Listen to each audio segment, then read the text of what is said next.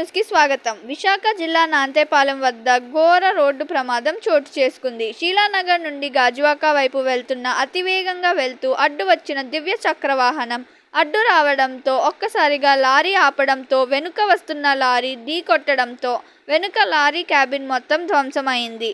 ఈ ప్రమాదంలో క్యాబిన్లో ఇరుక్కున్న డ్రైవర్ను గాజువాక నుండి విశాఖ వైపుగా వెళ్తున్న రాష్ట్ర టీడీపీ అధ్యక్షులు గాజువాక ఎమ్మెల్యే పల్లా శ్రీనివాసరావు దగ్గరుండి ప్రమాదంలో ఇరుక్కున్న డ్రైవర్ను బయటకు తీసేందుకు కావాల్సిన ఏర్పాట్లను పరిశీలించారు. డ్రైవర్కు తీవ్ర గాయాలు కావడంతో స్థానిక ఆసుపత్రికి అంబులెన్స్లో తరలించేందుకు ప్రయత్నాలు చేపట్టారు.